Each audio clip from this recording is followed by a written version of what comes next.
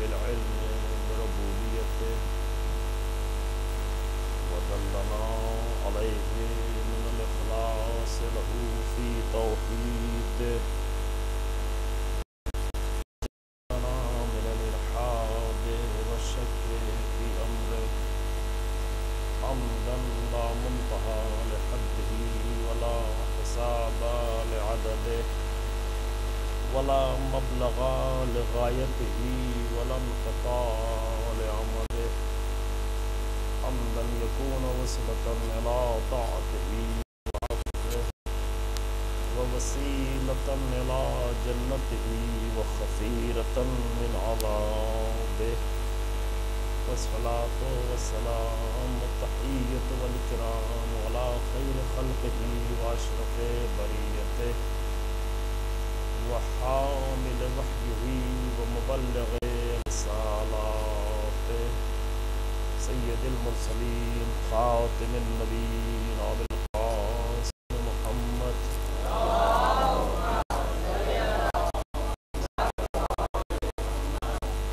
ثم الصلاة والسلام على أهل بيته الأطيبين الأطهرين المعصومين المظلومين الذين أذهب الله عنهم الرجس وطهرهم تطهيرا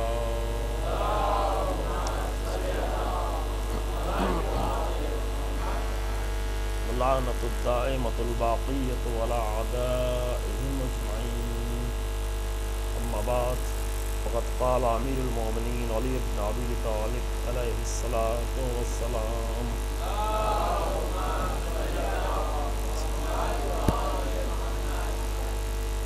لا تكن ممن يصف العبرة ولا يعتبر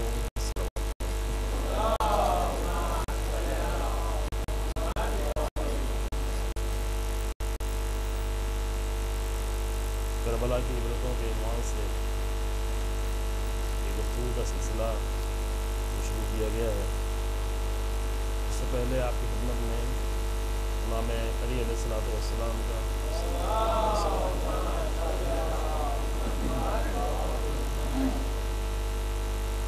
امام علی علیہ السلام کو مشہور جملہ پیش کیا اس کے قبل کی مجلسوں میں۔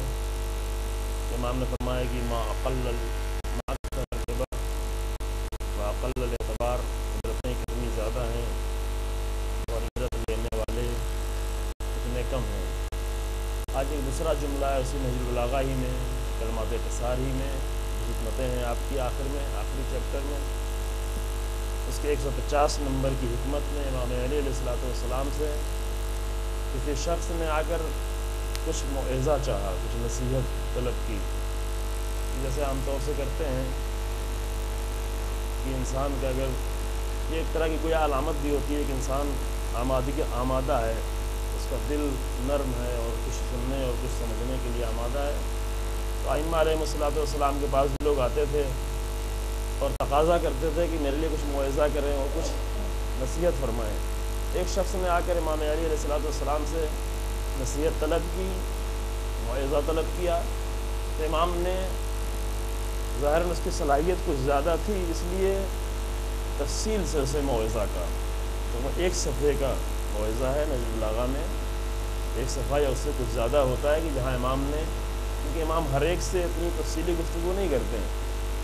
مثلا خطبہ متقین کے بارے میں آپ نے سنا ہوگا، خطبہ متقین اگر پوچھا پہلے چند جملے کے، پھر بعد میں دیکھا کہ اس کے اندر واقعاً صلاحیت ہے، تو امام نے پورا بڑا خطبہ ایک شخص کے بارے میں، صرف ایک انسان کے بارے میں، وہ زبردست خطبہ متقین کے صفات اس نے بیان کی امام نے، کہ اس کے اندر اتنی زیادہ صلاحیت تھی کہ وہ امام کا کلام سنتے سنتے آخر میں ایک چیخ، ایک فریاد اس کی بلند ہوتی ہے اور وہ زمین پہ گر جاتا ہے اور انتقال بھی ہو جاتا ہے۔ امام فرماتے ہیں کہ پہلے سے جانتا تھا کہ اس کے اندر یہ صلاحیت ہے۔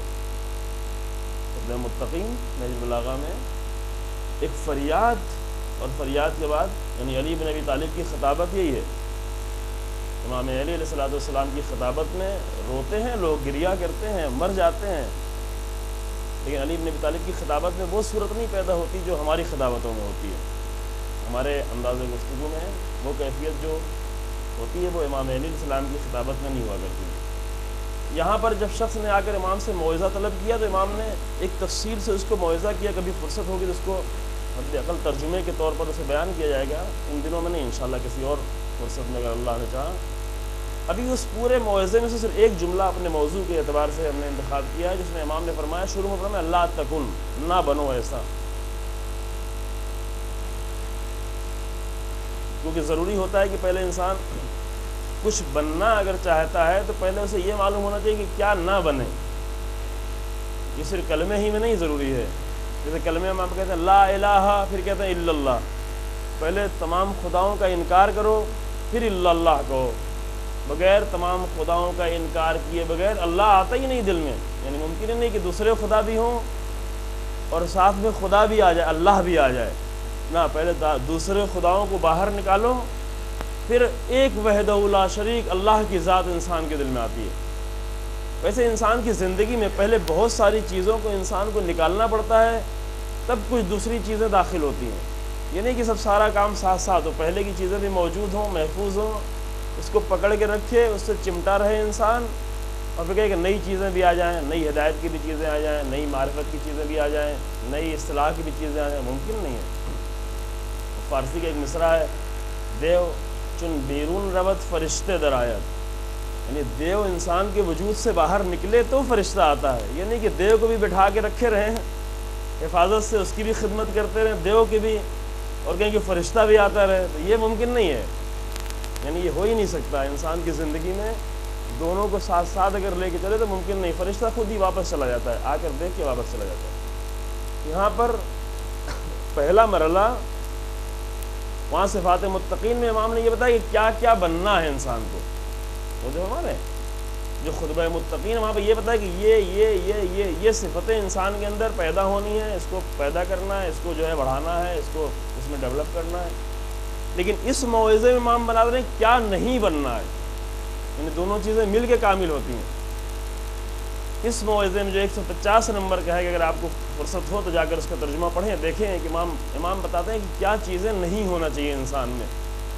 ان میں سے ایک جملہ امام کا یہ ہے, تقریباً بیچ میں, بلکہ بیچ کے بعد کے مرحلے میں ہے. فرماتے ہیں ولا لا تکن شروع میں, بعد میں کچھ جملے فرمایا ممن یصف العبرۃ ولا یعتبر. ان انسانوں میں سے نہیں بننا, ایسے افراد میں سے نہیں ہونا کہ جس کے لیے عبرتیں لا کر بیان کی جائیں, عبرتیں ہوں اس کے سامنے, لیکن عبرتوں سے وہ عبرت لینے والا نہیں ہو. عبرتیں سامنے ہوں لیکن عبرت لینے کو تیار نہیں ہو. یہ امام کے نزدیک خطرناک ہے انسان کے لیے. عبرتیں موجود ہوں لیکن عبرت لینے کے لیے انسان تیار نہیں ہو. خوب یہ جملہ ہم نے تبرک کے طور پہ آپ کے سامنے پیش کیا. اب ہم اصل موضوع کی طرف آتے ہیں کہ اس موضوع ہمارا اصل کیا, کربلا کی عبرتیں.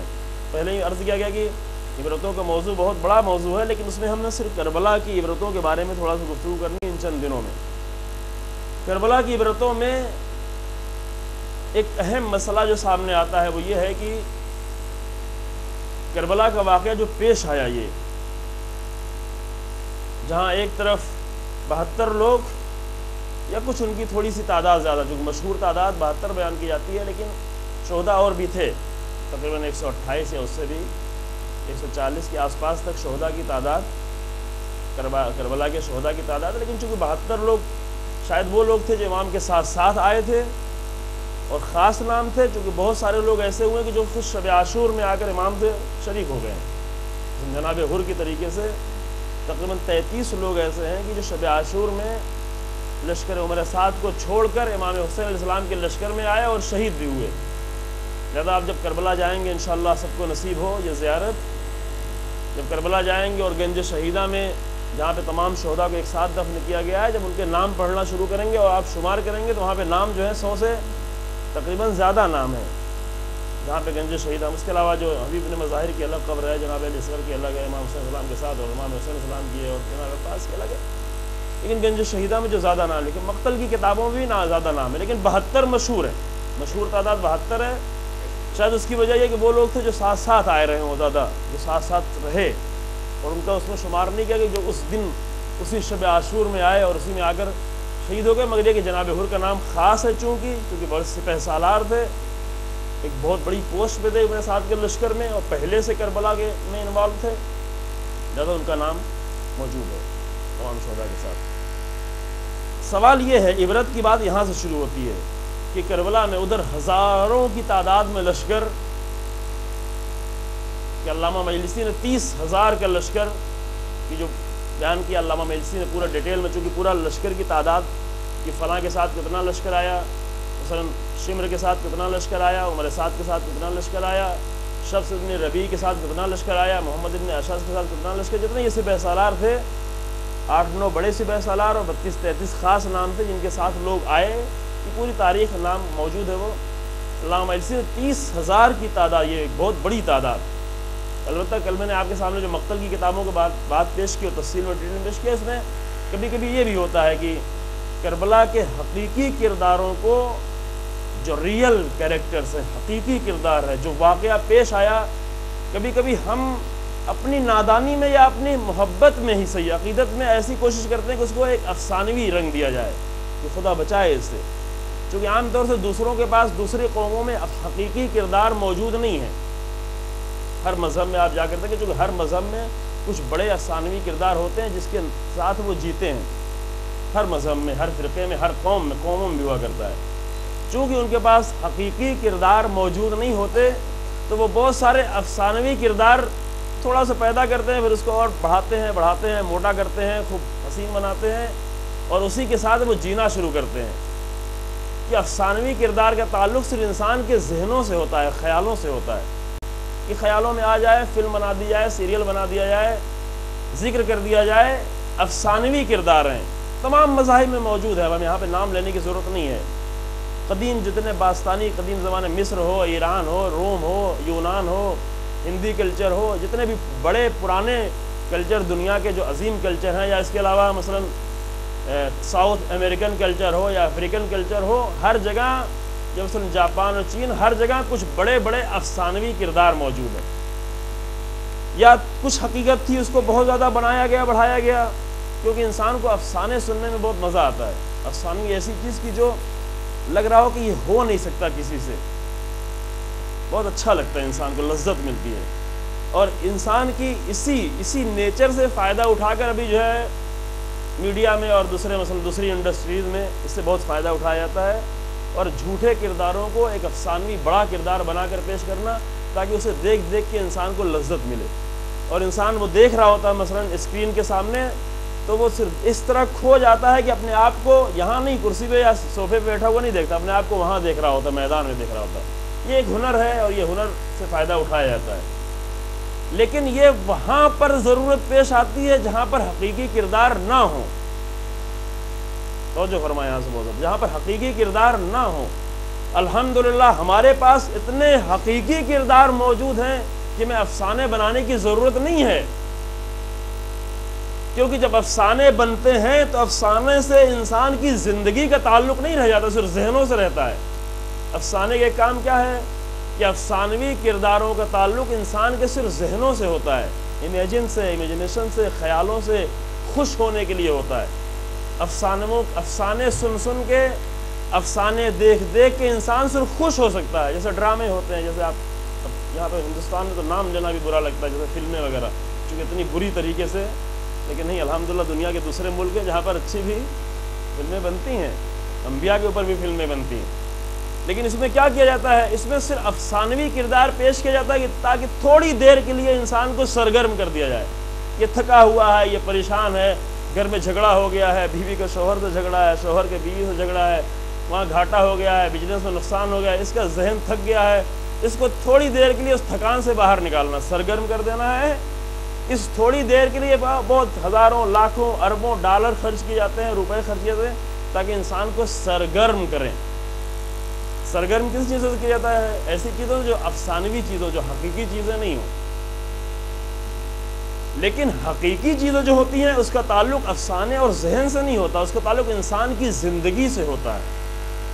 اس لیے قرآن نے کیا کہا، لَقَدْ كَانَ لَكُمْ فِي رَسُولِ اللَّهِ أُسْوَةٌ، یہ نہیں کہا کہ رسول اللہ کا تعلق انسان کی زندگی سے ہے، ذہن سے نہیں ہے صرف۔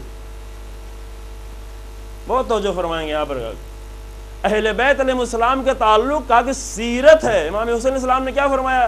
ایک خط میں اسی کربلا کے راستے میں ایک خط لکھا اور خط میں لکھتے لکھتے فرمایا وَلَكُمْ فِيَّا اسوہ، میری ذات میں تمہارے لیے نمونہ عمل ہے، سیرت ہے، اسوہ ہے۔ اسوہ یعنی وہی، اب انگریزی میں وہ ترجمہ بہت اچھا نہیں ہو پاتا چونکہ وہی غلط جگہوں پر غلط لفظ استعمال، اچھے لفظ بھی اگر غلط جگہ پر استعمال ہونا شروع ہو جائیں تو وہ برے ہو جاتے ہیں، ہوتا ہے نا ایسا؟ اگر ایک اچھا بھی لفظ ہو اور اس کو غلط لوگوں میں اور غلط جگہوں میں لا کر استعمال کریں تو وہ لفظ بھی مکروہ ہو جاتا ہے۔ قانون ہے، مثلا جیسے اب بہت سارے جیسے یہ مثلا ٹوائلٹ وغیرہ کے لیے جو لفظ استعمال ہوتے ہیں یہاں پہ بول رہا ہوں کیونکہ لفظ برا نہیں ہوتا، لیکن ایک لفظ جب ایک غلط جگہ کے لیے، گندی جگہ کے لیے استعمال ہونے لگتا ہے تو آدمی اپنے منہ سے وہ لفظ نہیں نکالتا، لفظ چینج کرتا رہتا ہے، کبھی کوئی بولتا ہے کبھی کوئی بولتا ہے، یعنی اچھے سے اچھا لفظ لائے تاکہ وہ غلاظت اور وہ کراہت انسان کے ذہن سے دور رہے۔ لفظ جبکہ برا نہیں تھا لیکن لفظ سن کے انسان کو برا لگتا، کیوں؟ اس لیے کہ لفظ میں برائی نہیں تھی، خود لفظ میں گندگی نہیں تھی، لیکن ایسی گندی جگہ سے منسوب ہو گیا یہ لفظ کہ لفظ برا لگنے لگا، ہوتا ہے نا یہ؟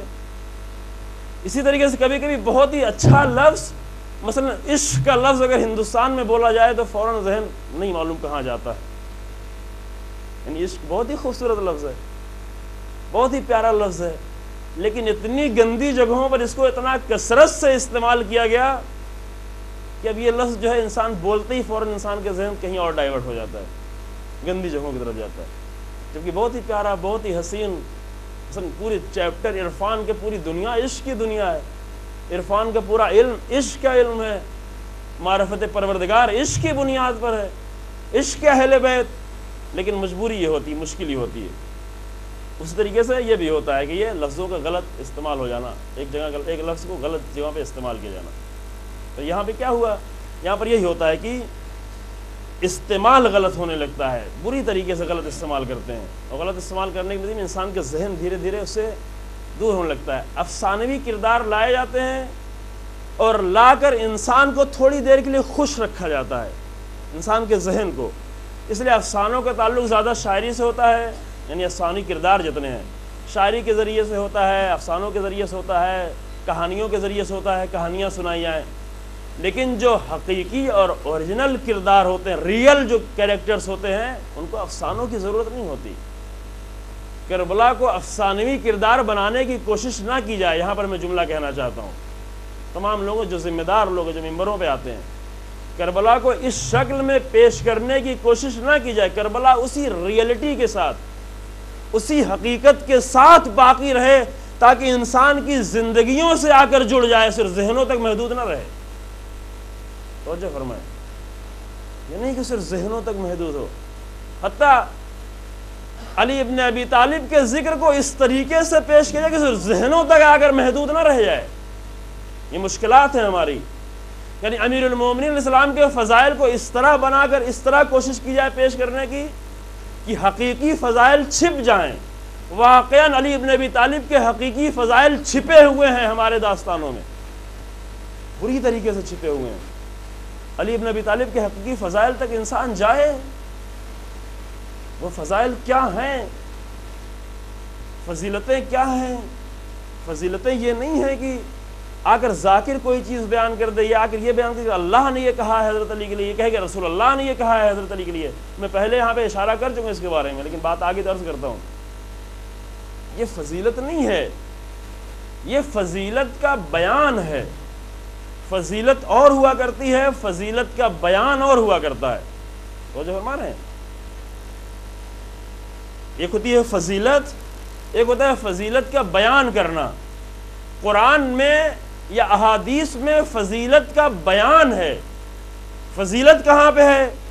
فضیلت احادیث میں نہیں، فضیلت خود علی ابن ابی طالب کی ذات میں موجود ہے، اور فضیلتیں ہمیشہ ذات ہی میں ہوا کرتی ہیں۔ تو جو فرمائیں گے، یہ بات میں پہلے یہاں پہ عرض کر چکا ہوں، بار بار نہیں کہنا چاہتا، یہ اس مجلس میں تھوڑا سا مشکل ہوا کرے گی، اور مشکل کام عام طور سے آدمی کو تھوڑا پسند نہیں ہوتا، یعنی تھوڑا ذہن پہ زور دینا پڑے گا، تھوڑا ساتھ چلنا پڑے گا، تعریف کرنے کا موقع بھی نہ ملے گا نہ دیا جائے گا، کوشش یہ ہوگی کہ نہ دیا جائے، لیکن سوچنا پڑے گا تھوڑا سا۔ فضیلتیں جو ہوتی ہیں، اگر انسان کی ذات میں فضیلت موجود ہو تو کوئی بیان کرے یا نہ بیان کرے، فضیلت میں ذرہ برابر کمی نہیں آنے والی نہیں ہے۔ مثلا ایک انسان کے اندر علم موجود ہے، علم ایک فضیلت ہے، انسانی فضیلتوں میں سے کیا ایک علم ہے، ہزاروں فضیلتوں میں سے ایک کیا علم ہے۔ اب اس علم کو کوئی بیان کرے یا نہ بیان کرے، اگر انسان ہے اس کے پاس علم تو اس کے پاس علم ہے، یہ چھینا بھی نہیں جا سکتا۔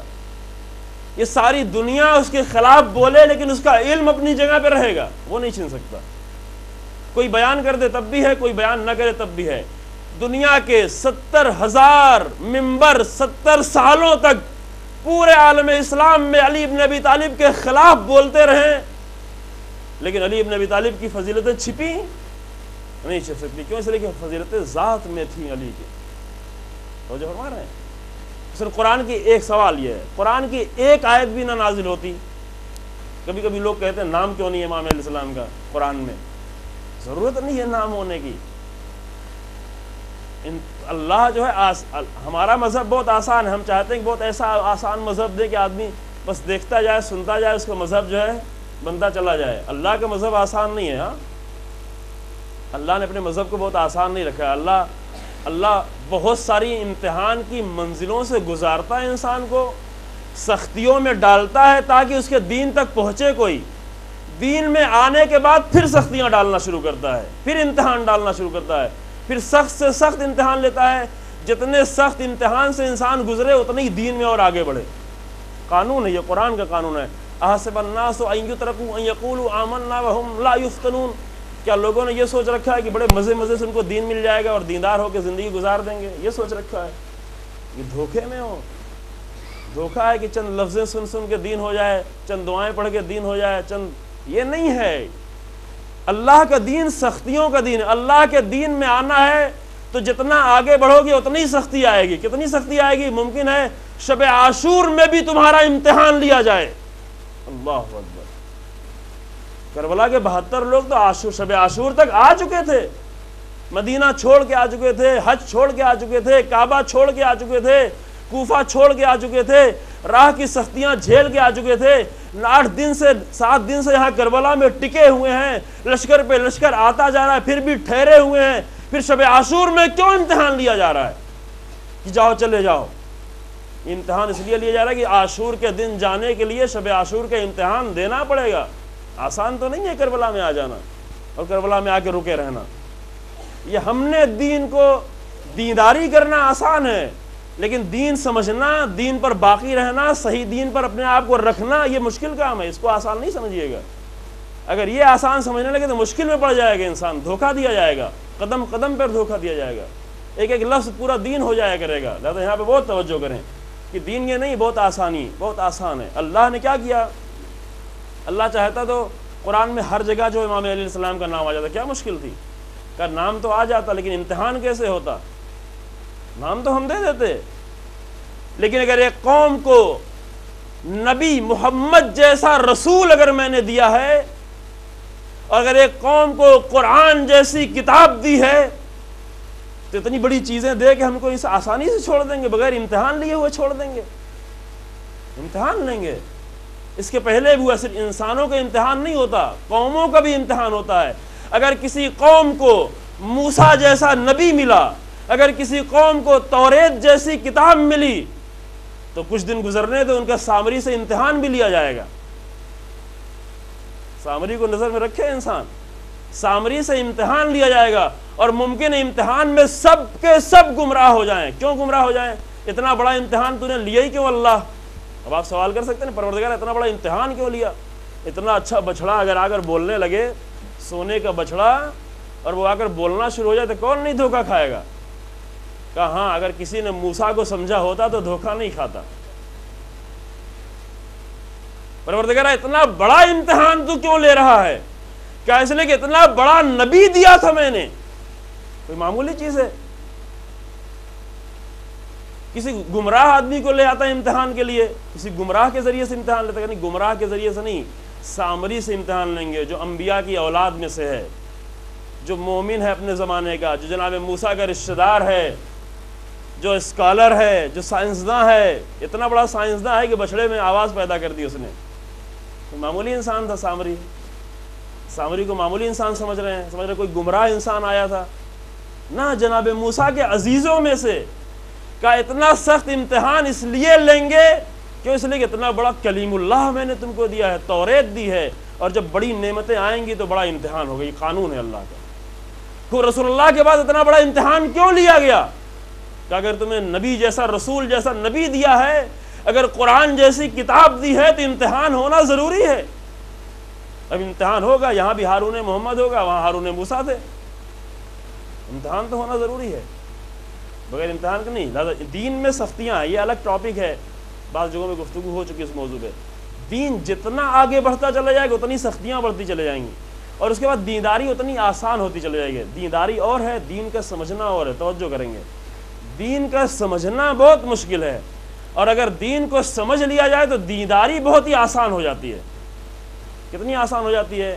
اتنی زیادہ آسان ہو جاتی ہے کہ جسموں پر زخم کھانا، تلواریں کھانا، نیزے کھانا نہیں، اپنے اپنے جوان بیٹوں کو بھی میدان میں بھیج دینا بہت آسان ہو جاتا ہے.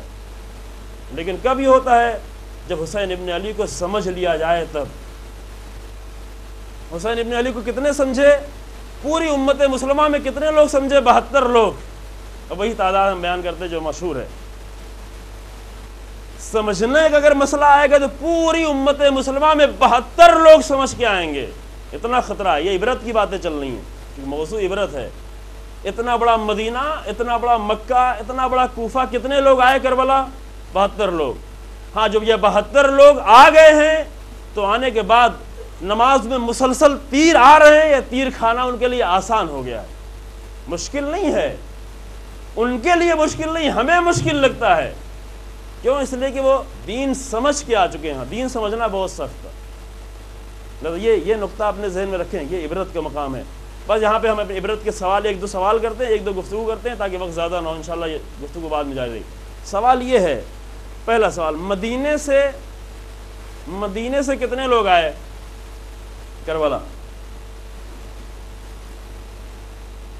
مدینے سے کتنے لوگ آئے کربلا؟ سوال تو ہے نا. جس مدینے میں امام حسین علیہ السلام نے تقریباً 53 سال، 1-2 سال نہیں، 52-53 سال، اپنے 57 سال کے تقریباً 4 سال کوفے میں گزارے، باقی 53 سال امام نے کہاں گزارے؟ مدینے میں. اس مدینے سے امام جب نکلے تو امام کے ناصر کتنے تھے مدینے سے؟ اور ایسا نہیں کہ مدینے سے نکل گئے تو مدینے والوں کو بھول گئے، نہ، مکے سے بھی پھر دوبارہ خط لکھا،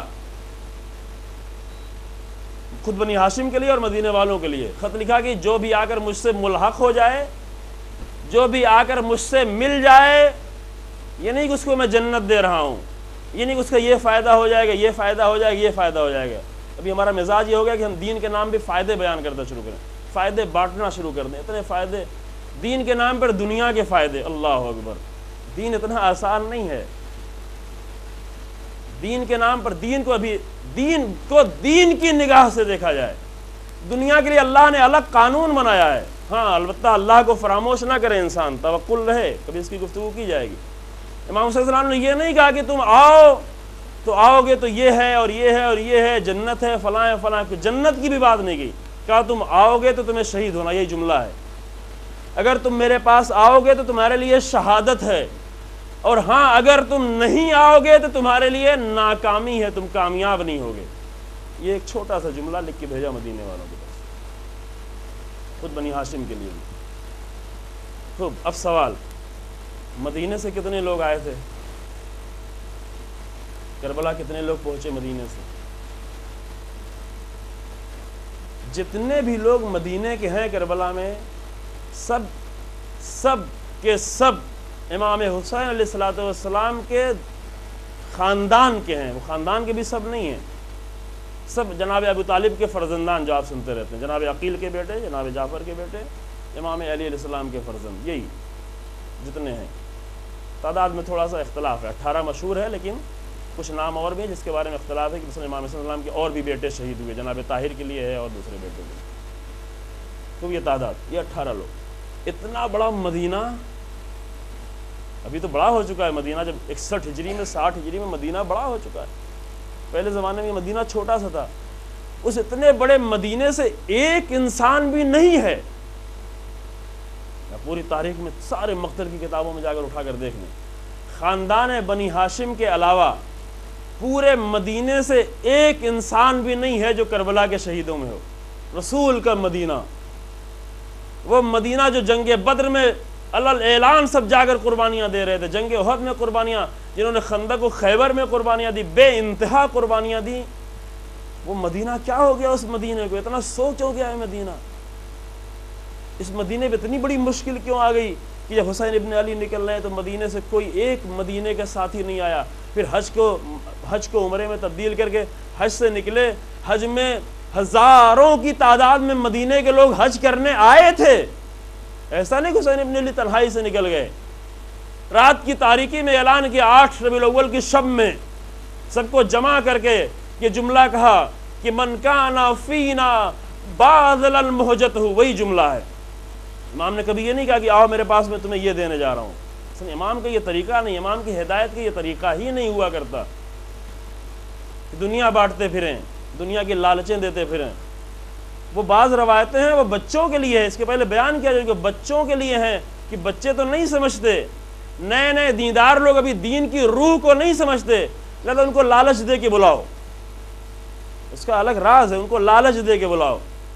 اب چھوٹے بچوں سے کہے کہ دین کا یہ فلسفہ ہے, نماز کا یہ فلسفہ, کیا سمجھے گا بیچارہ؟ اس سے کہو ہاں نماز پڑھ لو گے تو یہ فائدہ ہوگا.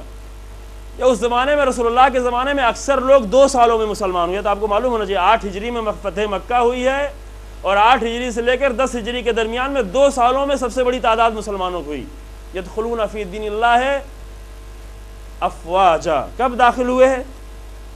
1 ہجری سے. مکے میں لوگ داخل ہو رہے تھے افواجا افواجا, فوج پر فوج نا. مکے میں رسول اللہ 13 سال تک تبلیغ کرتے رہے, کچھ 100 لوگ, ان کو بھی اتنی پریشانی ہوئی کہ اٹھا کر بھیج دیا ایتھوپیا, حبشہ, ایتھوپیا جسے بھی کہتے ہیں, افریقہ کے, جاؤ تمہیں مار ڈالیں گے یہ لوگ. کچھ 400-500 لوگ, تھوڑے سے لوگ, 13 سال کی تبلیغ. مدینے میں آئے, کتنے لوگ تھے مدینے میں مسلمان؟ جب جنگ بدر ہوئی تو کل 313 لوگ گئے جنگ میں, 313 لوگ, اس میں مہاجر بھی تھے, انصار بھی تھے, اس میں بوڑھے بھی تھے, سب نکل پڑے تھے. جنگ احد 1 سال بعد 1000 لوگ. کتنے لوگ؟ بہت زیادہ لوگ نہیں, لیکن ہاں 8 ہجری کو جب فتح مکہ ہوتی ہے, 8ویں ہجری کو مدینہ آنے کے 8ویں سال, تو لوگ یدخلون فی دین اللہ افواجا. کیا کس لیے داخل ہونا شروع ہوئے؟ دین سمجھ گئے سب لوگ, یہ سمجھے کہ دین سمجھ گئے ہیں, دین کے فلسفے کو سمجھ گئے نا. دیکھا کہ فتح مکہ کے بعد رسول اللہ کا پاور بہت بڑھ گیا ہے. ابو سفیان بھی یہی کہہ رہا تھا اپنے ابن عباس سے کہ تمہارے بھتیجے کے بہت طاقت بڑھ گئی ہے, اور وہی طاقت دیکھ کے وہ بھی آ کر مسلمان ہو گیا. جس طریقے سے وہ مسلمان ہوا, پورے عرب میں لوگوں نے دیکھا کہ رسول اللہ کے سامنے مکہ نے سر ٹیک دیا, تو کیا اس پاور کے سامنے سب کو جھک جانا ہے؟ تو کس طرح جھکتے تھے؟ جو قبیلے کا سردار ہوتا تھا وہ ڈر کے, خوف کے, لالچ کی وجہ سے, کسی وجہ سے آ کر مسلمان ہوتا تھا, اور وہ جب مسلمان ہوتا تھا تو پورا قبیلہ بھی, چونکہ قانون یہی تھا, دین سمجھ کے نہیں آتے تھے. سردار جو کر رہا ہے وہی سب کو کرنا ہے. قبیلے کا سردار مسلمان ہوا, سب کے سب مسلمان ہو گئے. ابھی فرصت نہیں, کبھی بعد میں گفتگو کی جائے گی امام علیہ السلام کی اتنی مشکلات کیوں آئیں, آخر کیوں امام علیہ السلام نے اپنے لیے قیام نہیں کیا, تلوار کیوں نہیں اٹھائی. اس کی ایک وجہ یہ بھی تھی کہ سب مسلمان کتنے سالوں کے تھے؟ 1.5-2 سالوں کے مسلمان. تیزی سے سب مسلمان ہونا شروع ہو گئے, دین سمجھے بغیر. وہ جو فرما رہے ہیں. اور اب جو ہے ایک بڑی تعداد ہو گئی, اب مدینہ بڑا ہو گیا, مدینہ مرکز, پورے عرب کا مرکز بن گیا, بڑا بازار مدینے میں لگنے لگے, پوری دنیا سے, پورے عرب سے لوگ آنے لگے. پہلے یہ مدینہ چھوٹا تھا. اتنے بڑے مدینے میں ایک انسان نہیں نکلا جو حسین ابن علی کے ساتھ آئے. یہاں یہ سوال, کوشچن مارک یہ ہے, اور اسی پہ توجہ کرنا. آج تھوڑا سا, بعد میں اور گفتگو ہوگی. کیا یہ عبرت کا مقام نہیں ہے؟ یہ کربلا کی عبرتیں نہیں, عبرتوں میں یہ نہیں ہے؟ رسول اللہ کا مدینہ, جس مدینے میں 53 سال خود امام حسین علیہ السلام زندگی گزار رہے ہیں, 1-2 سال نہیں, 2-4 سال نہیں, 53 سال تک اسی مدینے میں پیدا ہوئے. یہ رسول اللہ کا مدینہ صرف 50 سالوں میں, 11 ہجری میں رسول اللہ کی وفات ہوتی ہے, اور 61 ہجری میں واقعہ کربلا پیش آتا ہے. 11 ہجری سے لے کر 61 ہجری، صرف 50 سالوں کے اندر رسول اللہ کے مدینے میں اتنی بڑی تبدیلی کیوں آ گئی؟ کتنی بڑی تبدیلی؟ اتنی بڑی تبدیلی کہ جب رسول اللہ پہلی مرتبہ مدینے کی طرف آ رہے تھے تو پورا مدینہ، مرد عورت بچے سب مدینہ شہر سے باہر نکل کر مسلمان ہو کر اپنی جانوں کو اپنی ہتھیلی پہ لے کر رسول اللہ کا انتظار کر رہے تھے۔ کتنے سال پہلے ہے؟ 60 سال پہلے، چونکہ 10 سال رسول اللہ نے مدینے میں گزارے، 60 سال پہلے ہجری کی شروع ہوئی وہیں سے۔ 60 سال پہلے مدینہ یہ تھا، ان سے پہلے کہا گیا تھا، اور وہ جانتے تھے کہ رسول اللہ کو بلانا یعنی کیا؟ آسان ہے رسول اللہ کو بلانا۔ رسول اللہ کو اپنے شہر میں تم بلا رہے ہو، جانتے ہو اس کا نتیجہ کیا ہوگا؟ اس کا مطلب یہ ہوگا کہ پورا عرب تم پر حملہ کرے گا، سب سے تمہیں جنگ کرنی ہوگی، مکہ تم پر حملہ کرے گا، یہودیوں کا حملہ ہوگا، سب لوگ مل کر تم پہ جنگ کریں۔ کتنی جنگیں؟ یعنی 82 جنگیں۔ کوئی ایک دو جنگ ہوئی ہے؟ 10 سال رسول اللہ کے مدینے کے، اور 10 سال میں 82 چھوٹی اور بڑی جنگیں، اور مدینے والوں نے ان ساری جنگوں میں حصہ لیا۔ پہلے ہی دن سے ایمان لائے گا۔ ایمان لانے کے مطلب جانتے ہو؟ یعنی قربانی دینا، یعنی جان دینا، یعنی اپنے بیٹوں کو قربان کرنا، یعنی یتیم بنانا، یعنی بیوہ بنانا۔ مدینہ یہی مدینہ تھا، کوئی دوسرا مدینہ نہیں تھا۔ یہی مدینہ جو اتنا تیار تھا، یہی مدینہ کہ جب مہاجر لوگ مدینے میں آئے تو یہ نہیں کہا کہ اتنے لوگ میرے مدینے میں آ گئے، ہم لوگ تو پہلے ہی سے غریب تھے، ہم لوگ تو پہلے ہی سے فقیر تھے، کیا کریں، کیسے ان کو کھانا کھلائیں، کیسے ان کو پانی پلائیں۔ نہیں، سب کو اپنا دل کھول کر سب کو بلا لیا، اپنے گھروں کو ڈیوائیڈ کر دیا، گھروں میں تقسیم کر کے دے دیا دوسروں کو، اپنے کھانے کو تقسیم کر دیا۔ حالت یہ ہوتی تھی کہ رطب کے ایک خرمے کو 2 حصوں میں تقسیم کرتے تھے کہ آدھا تم کھا لو، آدھا ہم کھاتے ہیں، پانی پی کے چلو میدان جنگ میں۔ یہ مدینہ تھا، خرمے کے 2 حصے کر کے آدھا تم کھاؤ، آدھا ہم کھاتے ہیں، آدھا خرما، اور یہی آدھا خرما کھا کے چلو خون بہانے کے لیے، جان دینے کے لیے چلو۔ یہ مدینہ، قرآن خود ان کی تعریف یہاں پہ کرتا ہے کہ انہوں نے یؤثرون علی انفسہم، مدینے والوں نے مکے والوں کو اپنے اوپر ترجیح دی، پریفر کیا اپنے اوپر، یعنی اپنی ضرورتوں کو چھوڑ دیا، ان کی ضرورتوں کو پورا کرنے لگے۔ یہ قرآن کی لفظ ہے۔ وَلَوْ كَانَ بِهِمْ خَصَاصَةٌ، اگرچہ وہ خود بھی بیچارے غریب فقیر تھے، اگرچہ وہ خود بھی مشکل میں دوچار تھے، لیکن ان مشکلات کے باوجود مدینے والوں نے مکے والوں کو کہا کہ آؤ تم، ہم استقبال کرتے ہیں تمہارا، ہم جانے دیتے ہیں تمہارے لیے۔ یہ مدینہ جو اتنا بڑا کردار ادا کر چکا تھا، یہ مدینہ جس نے بدر کے شہید دیے تھے، یہ مدینہ جس نے احد و خندق و خیبر میں شہید دیے تھے، یہ مدینہ جس میں اتنی بڑی تبدیلی آئی تھی، وہ مدینہ کیوں ایسا ہو گیا؟ صرف 50 سالوں میں رسول اللہ کا مدینہ حسین ابن علی کے مدینے میں کیوں تبدیل ہوا؟ عبرت یہاں سے شروع ہوتی ہے۔ یہ تاریخ نہیں پڑھ رہا ہوں، آپ کے ذہن میں یہ نہ ہے کہ تاریخ پڑھی جا رہی ہے، ہمیں تاریخ کے اندر کی عبرتوں کو تلاش کرنا ہے۔ صرف تاریخ پڑھنا مقصد نہیں ہے، انفارمیشن بھی نہیں ہے کہ کچھ نئی انفارمیشن، مثلا انفارمیشن آ جائے گی کچھ کربلا کے بارے میں، نئے اطلاعات ہمیں مل جائیں گے، نہ انفارمیشن مراد ہے یہاں پر مقصد ہے، نہ تاریخ مقصد ہے۔ دیکھنا ہے کہ ان واقعات کے پیچھے کیا راز تھا، کیونکہ وہ دہرایا جاتا رہتا ہے۔ کوئی بات تو تھی مدینے والوں میں، کیوں نہیں آئے یہ مدینے کے لوگ؟ کوفے کی بات میں باری ہے، کوفہ کیا تھا؟ کوفہ اس سے بھی بڑی بات تھی، کوفے کے مسائل اور بھی زیادہ ہیں۔ کوفہ تو مدینے جیسا بھی نہیں تھا، کوفہ فوجی چھاونی تھا، عالم اسلام کی فوجی چھاونی۔ تو مدینے سے کیوں؟ کوفے سے آئے پھر بھی کچھ لوگ، یعنی اکثر شہداء امام صلی اللہ علیہ وسلم کے خاندان کے علاوہ اکثر شہداء جو وہ کوفے کے، اتنے تو کوفے سے تھے۔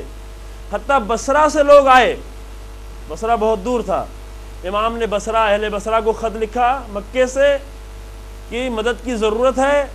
وہاں سے لوگ آئے، تقریباً 6-7 لوگ آ کر شہید بھی ہوئے، ان کے نام موجود ہیں۔ وہ آ کر بصرہ، دور شہر سے بصرہ سے لوگ آ کر کربلا میں شہید ہوئے، اور خط بھی بھیجا انہوں نے کہ وہ خط عاشور کے دن قاصد لے کے آیا۔ بنی تمیم اور بنی سعد نے اپنی وفاداری کے لیے خط لکھا کہ آپ جو کہیں آپ کی اطاعت کے لیے ہم تیار ہیں۔ بنی تمیم اور بنی سعد بصرہ سے ہم تیار ہیں۔ امام نے ان کو آخری لمحے کا فائدہ نہیں، اب دعا ان کو دی، البتہ دعا دی، کہا کہ یہ جملہ فرمایا کہ آمنک اللہ من الخوف وارواک من العطش الاکبر وارواک یوم العطش الاکبر، یہ جملہ امام کا کہ اللہ تمہیں خوف سے نجات دے اور جو پیاس کی شدت کا دن روز قیامت ہوگا اس دن تمہیں سیراب کرے۔ یہ اہل بصرہ کے خط کے جواب میں امام نے یہ جملہ لکھا۔ جب اہل بصرہ نے کہا کہ ہم تیار ہیں مولا، ہم آپ کی اطاعت کو، بنی تمیم اور بنی سعد آپ جہاں کہیں ہم آنے کو تیار ہیں، لیکن اب فرصت نہیں رہے گی، تو عاشور کے دن یہ خط پہنچا تھا۔ تو بصرہ کے لوگ آ گئے جو دور تھے، بصرہ جہاں پر طلحہ و زبیر نے جنگ جمل کا لشکر تیار کیا تھا، یہ تاریخ ذہن میں رہیں، طلحہ و زبیر نے اور زوج رسول نے جہاں سے جنگ جمل کا لشکر علی بن ابی طالب کے مقابلے کے لیے تیار کیا تھا، وہاں سے لوگ تو آ گئے اور 2 قبیلوں کے خط بھی آ گئے، لیکن مدینہ سے کوئی ایک انسان کیوں نہیں آیا؟ مکے سے بھی ایک انسان نہیں آیا کربلا۔ مکہ جو حسین ابن علی کا آبائی اجداد اس سرزمین پہ جنہوں نے زندگی گزاری ہے، جہاں پہ بنی ہاشم کے چرچے ہیں سالہ سال سے، جہاں پہ علی بن ابی طالب نے 23 سال تک زندگی گزاری ہے، امام کے باپ، امام کے والد، جہاں پر امام کے نانا رسول اللہ نے 53 سال تک مکے میں زندگی گزاری ہے اپنی، جہاں پر پورے آباء و اجداد کے ایک سلسلہ مکے میں رہ چکا ہے، اس مکے سے بھی ایک انسان کیوں نہیں کربلا میں نظر آ رہا ہے؟ کیا یہ عبرت کی جگہ نہیں ہے؟ وہ مکہ جہاں پر کعبہ موجود ہے، وہاں پہ کوئی حسین ابن علی، کعبے کے طواف کرنے والے بہت تھے لیکن حسین ابن علی کے طواف کرنے کے لیے کوئی کیوں نہیں آیا؟ اللہ کے پتھر کا طواف کرنے والے تھے وہاں پر اتنے، لیکن اللہ کی طرف سے بھیجے ہوئے امام کا طواف کرنے کوئی کیوں نہیں آیا؟ یہاں سے عبرتیں شروع ہوئی۔ ان کی ایک وجہ یہ تھی، ایک وجہ صرف یہاں پہ عرض کرتا ہوں اور بات تمام کرنا چاہتا ہوں، ایک مدینے کے نہ آنے کی، جو کئی وجہ ہیں، کچھ وجہ شاید بعد میں بیان کی جائیں، چونکہ یہاں پہ ایک اشرے میں وہ تمام عبرتوں کے مسائل نہیں آ پائیں گے، تھوڑا تھوڑا اشارے کے طور پر۔ ایک وجہ یہ تھی کہ مدینے کے لوگ دوست اور دشمن کی شناخت بھول گئے تھے، نہیں پہچان پا رہے دوست کون ہے، دشمن کون ہے۔ اور یہ صرف مدینے کی بات نہیں ہے، یہ ہر زمانے کے مسئلہ، چونکہ عبرتیں ہر زمانے کے لیے ہوا کرتی ہیں۔ عبرت موضوع اسی لیے، یہ نہیں کہ یہ بات ہم تاریخ مدینے کے بیان کر رہے ہیں، نہ، آج کی بھی مسئلہ ہی ہے۔ آج کا بھی بڑا مسئلہ ہے، کیا ہے؟ دوست اور دشمن کو صحیح پہچان نہ ہونا، دوست کون ہے، دشمن کون ہے۔ یعنی وہ سمجھ نہیں پائے کہ حسین ابن علی میری دنیا، میری آخرت، میری قیامت، میری جنت، ہر جگہ کے ساتھی حسین ہے، جبکہ رسول اللہ کہہ کے گئے سید شباب اہل الجنہ الحسن والحسین سید شباب اہل الجنہ۔ اس کے باوجود بھی، اتنے سال زندگی گزارنے کے باوجود بھی، مدینے کے لوگ دوست اور دشمن کے درمیان میں فرق نہیں کر پائے۔ یزید آرام سے بیعت کر لی، یزید کی بیعت کر لی، چونکہ معاویہ نے 7 سال پہلے، اپنی وفات کے 7 سال پہلے سے بیعت لینا شروع کی تھی۔ مدینے والوں نے پہلے منع کیا، لیکن بعد میں جب خود مدینے آیا اور مدینے آنے کے بعد سب کو مجبور کر دیا، سب نے بیعت کی، یزید کی بیعت۔ یزید کیا ہے، کون ہے، نہیں پہچان رہے۔ حسین ابن علی کون ہے، نہیں پہچان رہے۔ اور اگر دوست اور دشمن کی پہچان نہیں ہوگی تو نتیجہ یہی ہوگا، نتیجہ یہ ہوگا کہ مدینے کے لوگ، رسول اللہ کے استقبال میں پورا مدینہ کھڑا ہوا تھا اور حسین ابن علی 28 رجب کو صبح میں نکلے تو ایک رخصت کرنے کے لیے نہیں آیا کہ کہیں مجھے کوئی دیکھ نہ لے حکومت کا آدمی۔ عبرت، کوئی حسین ابن علی کو چھوڑنے، رخصت کرنے کے لیے بھی نہیں آ رہا ہے۔ یہ پہلے بھی ہو چکا، جناب ابوذر کو جب شہر سے باہر نکالا گیا تو کوئی جناب ابوذر کو رخصت کرنے نہیں آیا، امام علیہ السلام صرف آئے اپنے بچوں کو لے کے۔ یہ چھوڑنے کے لیے نہیں، کم سے کم یہ فرزند رسول تو ہیں، زہرا کے بیٹے تو ہیں، علی کے لال تو ہیں، علی کے بارے میں کچھ بھی آپ جانتے ہیں، اتنا تو جانتے ہیں کہ اسلام کی اکثر جگہیں جنگیں علی بن ابی طالب کے ہاتھوں سے فتح ہوئی ہیں، اتنا تو معلوم ہے۔ اگر علی کے علم کی خبر نہیں اگر علی کی حکمتوں کی خبر نہیں، اگر علی بن ابی طالب کی ان فضیلتوں کو نہیں جانتے، اتنا تو جانتے ہیں کہ اسلام بچا ہے تو اس تلوار کے ذریعے جو علی بن ابی طالب کے ہاتھوں میں رہا کرتی تھی، تو چھوڑنے کے لیے تو آ جاتے، لیکن نہیں آئے۔ کیوں نہیں آئے؟ نہیں پہچانتے تھے میرا دوست کون ہے، میرا دشمن۔ آج بھی نہیں پہچانتے لوگ، مشکل یہی ہے، دشمن کون ہے، دوست کون ہے، مخالف کون ہے۔ مجھے یاد یہ جملہ میں نے اس کے پہلے یہاں پہ عرض کیا کہ مخالف اور دشمن میں فرق ہوا کرتا ہے۔ ابھی ہم نے اپنے مخالفوں کو اپنا دشمن بنانا شروع کر دیا۔ کوشش یہ ہے جو ہمارا مخالف ہو جائے وہ میرا دشمن ہے، چھوٹے پیمانے سے لے کے بہت بڑے پیمانے تک۔ گھر میں اگر ہمارا بھائی ہمارا مخالف ہو گیا وہ میرا دشمن ہے، پڑوسی اگر ہمارا مخالف ہو گیا وہ میرا دشمن ہے، دوسرے محلے کے لوگ مخالف ہو گئے وہ میرے دشمن ہیں، کمیٹی میں کوئی ہمارا مخالف ہو گیا ہمارا دشمن ہے۔ یہی ہوتا ہے، یہ مشکل ہے، یہ معاشرے کی مشکلات میں سے ہے۔ ملکوں کے اعتبار سے بڑے بڑے ملکوں میں مخالف ملکوں کو دشمن بنایا گیا، اور جب مخالف کو دشمن سمجھا جاتا ہے تو دشمن کو بھول جاتے ہیں لوگ۔ نتیجہ یہی ہوگا، اگر مخالف دشمن ہو جائے تو دشمن کو پھر آدمی خیال نہیں کرے، دشمن سمجھ ہی نہیں پائے گا دشمن کون ہے۔ ابھی بہت سارے مسلمان ممالک ایک دوسرے کو اپنا دشمن سمجھ رہے ہیں اور اسرائیل کو اپنا دشمن نہیں سمجھتے، اسرائیل سے اچھا رابطہ رکھے ہوئے ہیں، ہے نا۔ یہ مدینے والی مشکل ابھی بھی وہی ہے، یہ مدینے کی مشکل ہے کہ دشمن کو پہچانتا نہیں ہے۔ مدینے کے لوگ یزید کو نہیں پہچان پا رہے ہیں۔ جیسے کہتے ہیں امریکہ میں تو عزاداری ہوتی ہے، کوئی مسئلہ نہیں ہے، اور وہاں پہ نہیں ہوتی، وہاں پہ وہ ہمارا دشمن ہے۔ تو چاہتا ہی دشمن کی ہاں تم کسی بہانے پہ آ کر ایک دوسرے سے لڑو۔ آپ کو معلوم ہے پچھلے 2-3 سالوں میں ساری دنیا میں سب سے زیادہ امریکہ سے جس نے اسلحہ خریدا ہے وہ سعودی عرب ہے اور امارات ہے۔ سب سے زیادہ 6-7 اربوں ڈالر، اربوں روپیہ نہیں، اربوں ڈالر کی تعداد میں اسلحہ کس نے خریدا ہے؟ ان 2 ملکوں نے۔ کس کے لیے اسلحہ خریدا ہے؟ امریکہ سے لڑنے کے لیے خریدا ہے، اسرائیل سے لڑنے کے لیے خریدا ہے نا۔ اسرائیل بھی بہت دور ہے ان سے، امریکہ بھی دور ہے، کوئی بارڈر نہیں ملتا۔ کس سے لڑنے کے لیے خریدا اتنا اسلحہ؟ کس سے خطرہ ہے ان کو؟ اپنے کسی مسلمان ملک سے، اور کوشش بھی ہے کسی طرح لڑا دیا۔ اتنا اسلحہ خریدا بیچا ہے تو لڑے بھی ہے۔ کبھی کبھی نیا نیا مسئلہ، یہ جزیرہ وہ جزیرہ، یہ بات وہ بات، یہ چلتا رہتا ہے۔ یعنی کیا مشکل مدینے کی ابھی بھی ہے۔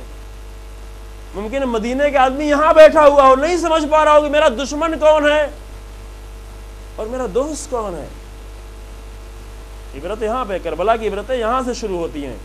ابھی شاید زیادہ فرصت نہ ہو پائے اس میں ہم اور اندر تھوڑا داخل ہو سکیں۔ اب آپ خود ہی اندر داخل ہوئیے تو کل موضوع دوسرا تبدیل ہو جائے گا۔ مخالف دشمن، چھوٹی چھوٹی باتوں میں مخالف کو دشمن بنایا، وہ جن کے درمیان ہمارے درمیان میں 90% سے زیادہ ہم کامن سب چیزیں ہیں، پورا دین، توحید، نماز، قرآن، ہر چیز سب ملی ہوئی ہے۔ جاتے ہیں حج میں سب ایک جیسے ہو جاتے ہیں، سب کچھ ملا ہوا ہے۔ 1-2 مسئلہ ہے اور اس کی بنیاد پر مخالف ہے، اس میں کوئی شک نہیں کہ خلاف ہے، مخالف ہے، مخالف ہونے میں کوئی حرج نہیں، مخالف ہیں۔ مخالف کو سمجھایا جاتا ہے، مخالف کا قانون الگ ہے۔ مخالف کے درمیان میں اختلاف کو دور کیا جاتا ہے۔ جب 2 بھائی آپس میں مخالف ہو جائیں تو ایک بڑے کی ذمہ داری ہے، آئے کیا کرے، ان کے اختلاف کو دور کر کے، تم ایک ماں باپ کے ہو، کیوں مخالف بن گئے ہو؟ مخالف کیوں ہو؟ تمہارے درمیان کامن چیزیں زیادہ ہیں، اختلاف ایک تھوڑے سے دیوار کا ہو گیا ہے، چھوڑو اس کو، ایک گھر کا ہو گیا، ایک فلیٹ کے ایک کمرے کا ہو گیا، کیا تم اس میں لگے ہوئے ہو؟ اگر یہ ان کو سمجھایا جاتا ہے، قرآن بھی کہتا ہے جب 2 لوگ آپس میں لڑیں، چھوٹے پیمانے سے بڑے تک، جب 2 گروہ تک، 2 مسلمان گروہ آپس میں لڑیں تو تیسرے گروہ کی ذمہ داری آ کے دونوں کو سمجھائے، ان سے لڑے یہاں تک کہ دونوں سمجھ جائیں، مخالفت کریں، ان کی لڑو ان سے۔ جب بھی 2 فئتین آپس میں، یہ مخالف ہے، مخالف کو لے آنا ہے۔ مخالفت سے کوئی ڈر بھی نہیں ہے، مخالفت سے ان کو ڈر ہوا کرتا ہے جو باطل ہوتے ہیں۔ توجہ فرمائیں، مخالفت سے حق کو کبھی کوئی خطرہ نہیں ہوتا، حق کبھی مخالفت سے ڈرتا ہے۔ مخالفت ہو تبھی حق ابھر کر سامنے آئے گا، مخالفت کرو مسئلہ نہیں ہے، مخالفت کر کے حق کے پاس آؤ گے۔ حق کو کبھی مخالفت کا خوف ہوتا ہے، حق مخالفوں سے نہیں ڈرتا، حق مخالفوں کو خوف بھی نہیں ہوتا۔ یہاں پہچانے دشمن کون ہے، آج کا دشمن کون ہے؟ کہیں ایسا نہ ہو کہ مدینے والے بن جائیں کہ جب کوئی کربلا برپا ہو تو مدینے کی طرح اپنے گھروں میں بیٹھے رہیں. تو خطرہ یہاں ہوتا ہے. اور قرآن کی آیت پکار کے کہے لو کنتم فی بیوتکم لبرز الذین کتب علیہم القتل الی مضاجعہم، اگر تم اپنے گھروں میں بیٹھے ہو تو بیٹھے رہو. قرآن کو تمہاری ضرورت بھی نہیں ہے، دین کو تمہاری ضرورت بھی نہیں ہے. کربلا برپا ہوگی تو وہ لوگ جن کے اوپر کتب علیہم القتل، جن کے اوپر قتل ہونا اور شہید ہونا لکھ دیا گیا ہے، تو وہ اپنے قدموں سے چل کے اپنے مقتل تک آ جائیں گے. یہ قرآن ہے.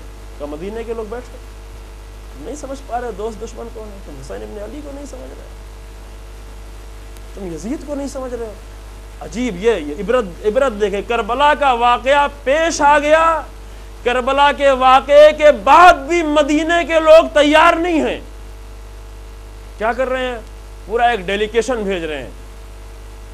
کیا کرنے کے لیے؟ یعنی حسین ابن علی کی شہادت ہو گئی، ابھی مدینے کے پاس ڈیلیگیشن بھیج رہے ہیں شام کی، جاؤ تحقیق کرو یزید کیسا آدمی ہے. اللہ اکبر. ڈیلیگیشن پورا گیا مدینے سے، عبداللہ ابن حنظلہ کے ماتحت پورا ایک ڈیلیگیشن گیا کہ اب وقت تمام ہو رہا ہے، انشاءاللہ اس کو کل پڑھیں گے. ایک اہم واقعہ کہ مدینہ کب، یعنی کربلا کا واقعہ پیش آ چکا، فرزند رسول شہید ہو چکے، بیویاں اسیر بن گئیں، کوفہ و شام کے زندان میں لے جایا گیا، کوفہ و شام کے بازاروں میں مدینے کی مخدرات عصمت کو پھرایا گیا. لیکن ابھی بھی مدینے کے لوگ اتنا نہیں پہچان رہے ہیں کہ ابھی بھی وہ ڈیلیگیشن بھیج رہے ہیں کہ جاؤ یزید کے بارے میں معلوم کرو یزید کیسا آدمی ہے. اللہ. پھر وہ ڈیلیگیشن آیا، اس کے اثرات کے بعد انشاءاللہ کل پڑھیں گے آج کیا ہوا. ایسا مدینہ، یہ حالت. یہاں سے عبرت نہیں لی جائے. عبرت کا مقام یہ نہیں ہے. کربلا کی عبرتیں یہ ہیں، یہ عبرتیں ابھر کر سامنے آتی ہیں. مدینہ کہیں بھی ہو سکتا ہے، کسی بھی سرزمین پر مدینہ ہو سکتا ہے، کسی بھی زمانے میں مدینہ ہو سکتا ہے، کسی بھی زمانے کے لوگ مدینے کے لوگ بن سکتے ہیں. ابھی کوفے کے لوگوں کی باری نہیں آئی ہے. ابھی ہم کوفیت نہیں بیان کریں. کوفیت کے بارے میں آپ سنتے رہتے ہیں، بعد میں بیان ہوگا وہ بھی. کوفیت الگ چیز ہے. اہل کوفہ اور اہل کوفہ کی بے وفائی وہ تو مشہور ہے. ابھی آپ مدینے کو تو دیکھیں. یہ مدینہ تو رسول اللہ کا مدینہ ہے. اس مدینے سے کوئی ایک شہید کیوں نہیں آیا؟ یہاں پہ عبرت کا زمانہ شروع ہو جاتا ہے. عبرت یہاں پر شروع ہوتی ہے. عبرت یعنی یہی ظاہری واقعے کو دیکھ کے اس کے اندر انسان داخل ہو. عبرت کے معنی یہی ہے. کل ہم آج بیان کرنا تھا لیکن ٹائم نہیں ہو پایا. عبرت کے معنی، عبرت یعنی عبور کر جانا، ایک ظاہر سے باطن کی طرف عبور کرنا. یہ لفظ آپ سنتے رہتے ہیں نا، عبور، معبر، عبرت، تعبیر. تعبیر خواب یہ لفظ سنا ہے نا، سب ایک فیملی کے لفظ ہیں. تعبیر خواب یعنی کیا؟ یعنی ایک خواب ظاہر میں دیکھا ہے، اس ظاہر سے باطن میں چلے جانا. اس کا اصل مقصد کیا ہے؟ جیسے عبارت یعنی اسی ایک ہی فیملی کی. عبارت یعنی کیا؟ یعنی کچھ لفظیں ہیں، یہ لفظ علم نہیں ہیں، ان لفظوں کے پیچھے علم چھپا ہوا ہے. اس عبارت سے اس کے اندر جاؤ تب تمہیں علم ملے گا. عبارت سے علم نہیں ملے گا. کبھی کبھی لوگ عبارت پڑھتے ہیں، نیند نہیں آ رہی، کتابیں اٹھاتے ہیں سونے کے لیے. ابھی اگر سونے کے لیے کوئی پڑھ رہا ہے تو یقین جانے سے کوئی علم نہیں ملے گا. یہ صرف سونے کے لیے ہے. لہٰذا وہ صرف عبارت پڑھتا ہے، مطلب کی طرف بھی نہیں جاتا. اگر مطلب کی طرف چلا جائے گا تو آنکھ اور بھی کھل جائے گی، نیند ہی غائب ہو جائے گی، ہے نا. کچھ کتابیں ہوتی ہیں خالی سونے کے لیے، تو اس میں خالی عبارت پڑھی جاتی ہے، اس میں عبرت نہیں لی جا سکتی، باطن تک نہیں جا سکتا. پر مجبور ہے انسان. عبرت یعنی کیا؟ کل آپ کے سامنے اس کو ڈیٹیل میں اور بیان کریں، وقت تمام ہو رہا ہے.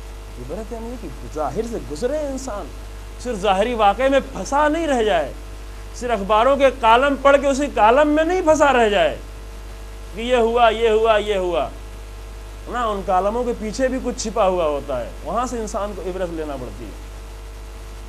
اس لیے میں نے کہا تھوڑا مجلس یہ سخت رہے گی، پہلے سے آج سوچ لیں، جو سوچ لیں پھر کل سے آئیں. ضروری نہیں کہ سب لوگ آئیں یہاں پر، تھوڑا ذہن کو یہاں پہ زور دینا پڑے گا.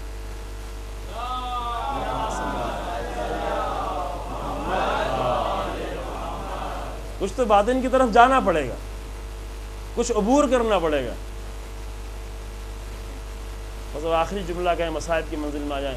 ایک جملہ جو آپ بار بار سنتے آئے، وہی اسی فیملی کا وہ بھی جملہ ہے روایت بھی ہے اس کے لیے، کیونکہ یہ امام سے روایت ہے، فرماتے ہیں کہ میرے مولا امام حسین علیہ السلام ایک جملہ کہتے تھے، انا قتیل الابرہ. سنا ہے نا لفظ؟ یہ بھی اسی فیملی کا لفظ ہے، ابرہ، انا قتیل الابرہ. ترجمہ کیا کرتے ہیں؟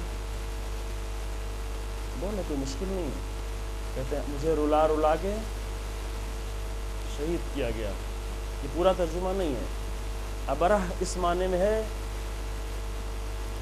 یعنی اسی عبور کے معنی میں، یعنی روز عاشور حسین ابن علی، وہ حسین جو نہیں روتے، وہ حسین جو اللہ کی بارگاہ میں آنے کے سوا اور کہیں کسی بھی جگہ نہیں روتے، وہ حسین جو مصیبتوں میں نہیں روتے،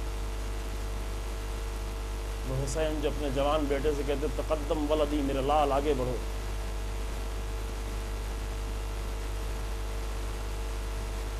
وہ حسین جو قربانیوں پہ نہیں گھبراتے. وہ حسین جس کے لیے دشمن کہہ رہا ہے، لشکر عمر سعد کا دشمن کہہ رہا ہے کہ عصر عاشور آخری لمحات میں قسم کھا کے خدا کی، اللہ کی قسم، میں نے نہیں دیکھا کسی انسان کے دل پر اتنی مصیبتیں آئی ہوں لیکن اس کا چہرہ اتنا روشن، اتنا نورانی، اتنا سکون. لیکن کچھ چیزیں تھیں جو حسین ابن علی کو رلا رہی تھی. اس لیے فرمایا انا قتیل الابرہ. ابرہ کا معنی یہ ہے کہ آنکھ سے آنسو کے قطرے کا نکل کر عبور کر جانا، اور عبور کر کے چہرے پر گر جانا. ایک ہوتا ہے رونا کہ آنکھوں میں آنسو آ جائے. اس سے عام آدمی اگر رو دے کوئی بڑی بات نہیں، ہمارے جیسے انسان کو رونا آ جائے کوئی بڑی بات نہیں ہے. ایک بچہ رونے لگے کوئی بڑی بات نہیں ہے. ایک خاتون رونے لگے کوئی بڑا مسئلہ نہیں ہے. لیکن امام حسین ہر مسئلے پہ رو نہیں سکتے. یہ آنکھیں صرف ابھی اللہ کی بارگاہ میں جا کر رویا کرتی تھی اور بہت روتی تھی. اپنی کسی مصیبت پہ رونے والی آنکھیں نہیں تھیں. لیکن روز عاشور بار بار اشک کے قطرے حسین ابن علی کی آنکھوں سے گرے، رخسار تک آئے. انا قتیل الابرہ. آنسو عبور کر گئے، آنسو آنکھوں سے گزر گئے.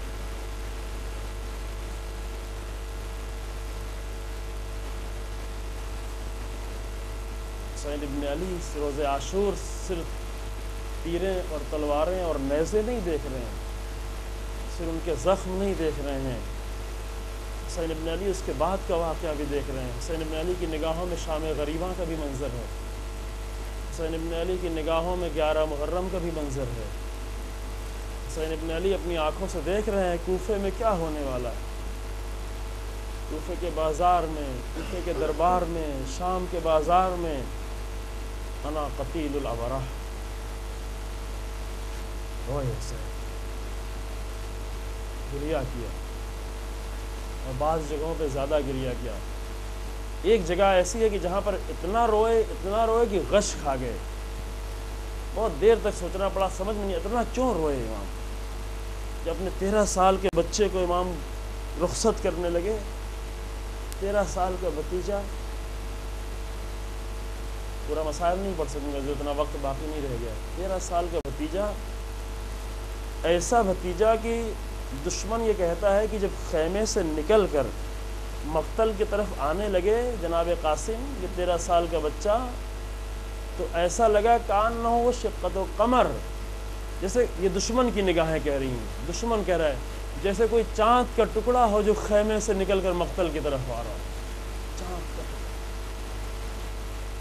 ایک جملہ کہوں، وہ بچہ، وہ نوجوان جو دشمن کی نگاہوں میں چاند کا ٹکڑا تھا، وہ ماں کی نگاہ میں کیا رہا؟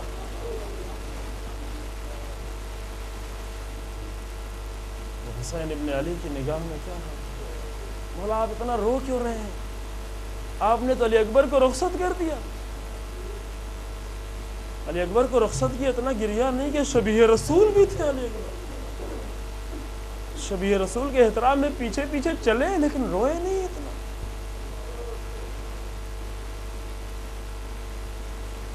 اپنے 6 بھائیوں کو میدان میں بھیجا حسین نے، 6 اپنے بھائیوں کو میدان میں بھیجا، نہیں تو کتنا گریہ نہیں کیا مولا. اپنے بھانجوں کو، اپنے عزیزوں کو، کتنے انصار کو، اصحاب کو لیکن ایک 13 سال کے بچے کو سینے سے لگایا اور رو رہے ہیں، بے اختیار رو رہے ہیں، دونوں رو رہے ہیں، دونوں رو رہے ہیں۔ اور مقتل کے جملے یہ کہ دونوں غش کھا کر زمین پہ گر پڑے۔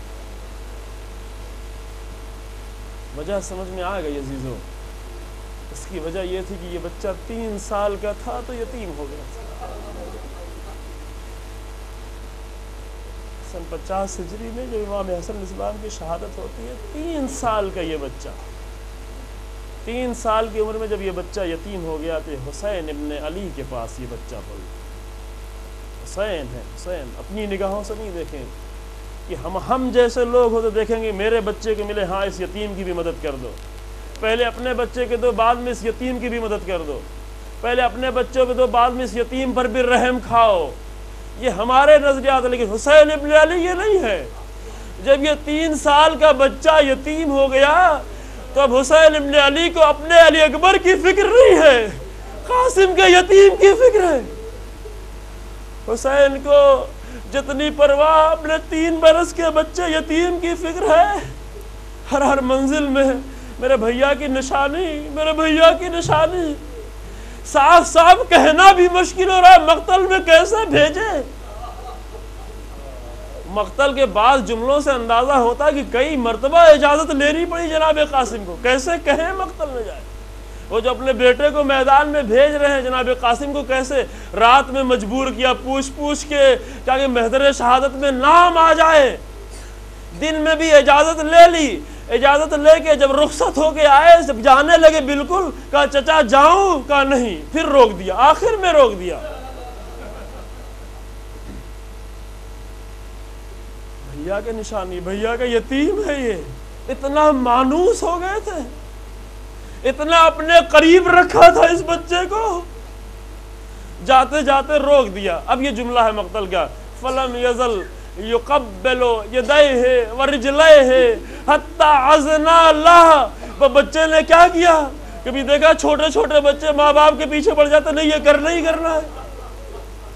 اپنے بچوں کے لیے ہم ضد کا لفظ استعمال کرتے ہیں، لیکن وہاں پر ضد کا لفظ مناسب نہیں ہے، وہاں شوق شہادت اتنا ہے کہ جملہ یہ ہے کہ جناب قاسم نے امام کے ہاتھوں کو پکڑا، ہاتھوں کو پکڑ کر چومنا شروع کیا، ہاتھ چومتے چومتے قدموں کو چومنا شروع کیا، حتی عزنا اللہ، یہاں تک کہ امام اجازت دینے پہ مجبور ہو گئے، لیکن جاتے جاتے سینے سے لگایا، گلے میں گلا ہے، ایک چچا اور بھتیجا ملے ہوئے ہیں، چچا بھتیجے کے سینے سے سینہ ملا ہوا ہے، دونوں کی باہیں دونوں کے ایک دوسرے کے گلے میں ہیں، لیکن عزیزو ابھی رو رہے ہیں۔